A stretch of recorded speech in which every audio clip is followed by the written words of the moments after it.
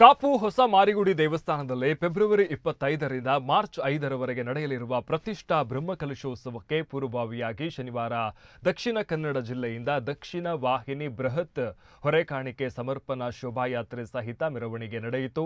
ದಕ್ಷಿಣ ಕನ್ನಡ ಜಿಲ್ಲೆಯ ಬಂಟ್ವಾಳ, ಬೆಳ್ತಂಗಡಿ, ಸುಳ್ಯ, ಪುತ್ತೂರು, ಮಂಗಳೂರು ಉತ್ತರ ಮತ್ತು ಮಂಗಳೂರು ದಕ್ಷಿಣ, ಮಂಗಳೂರು ಮೂಡಬಿದ್ರೆ ಸಹಿತ ವಿವಿಧ ಪ್ರದೇಶಗಳಿಂದ ನೂರಾರು ವಾಹನಗಳ ಮೂಲಕ ಹಸಿರುವಾಣಿ ಹೊರೆಕಾಣಿಕೆ ಹರಿದು ಬಂತು. ಹೊರೆಕಾಣಿಕೆಯನ್ನು ಶ್ರೀ ಹೊಸ ಮಾರಿಗುಡಿ ದೇವಸ್ಥಾನ ಅಭಿವೃದ್ಧಿ ಸಮಿತಿ ವ್ಯವಸ್ಥಾಪನಾ ಮತ್ತು ಬ್ರಹ್ಮಕಲಶೋತ್ಸವ ಸಮಿತಿಯ ಪ್ರಮುಖರ ಉಪಸ್ಥಿತಿಯಲ್ಲಿ ಹೊರೆಕಾಣಿಕೆ ಸಮರ್ಪಣಾ ಸಮಿತಿ ಅಧ್ಯಕ್ಷ ಡಾಕ್ಟರ್ ದೇವಿಪ್ರಸಾದ್ ಶೆಟ್ಟಿ ನೇತೃತ್ವದಲ್ಲಿ ರಾಷ್ಟ್ರೀಯ ಹೆದ್ದಾರಿ 66ರಲ್ಲಿ ಸ್ವಾಗತಿಸಲಾಯಿತು. ಇನ್ನು ನೂರಾರು ವಾಹನಗಳಿದ್ರೂ ಮೆರವಣಿಗೆ ಶಿಸ್ತುಬದ್ಧವಾಗಿ ಸಾಗಿ ಬಂದಿದ್ದು ಪೊಲೀಸರು, ಸ್ವಯಂ ಸೇವಕರು ಎಲ್ಲಿಯೂ ಸಂಚಾರ ಅಸ್ತವ್ಯಸ್ತಗೊಳ್ಳದಂತೆ ಎಚ್ಚರ ವಹಿಸಿದ್ರು.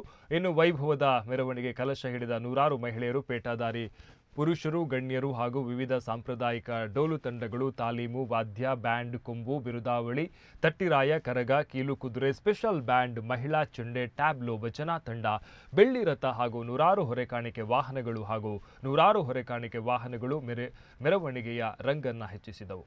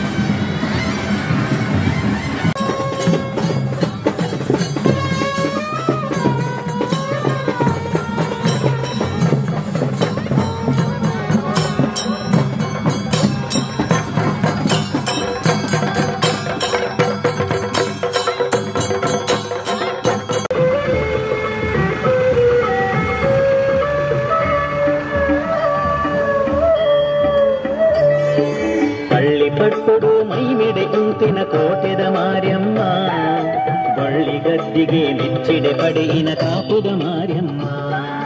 ಪಳ್ಳಿ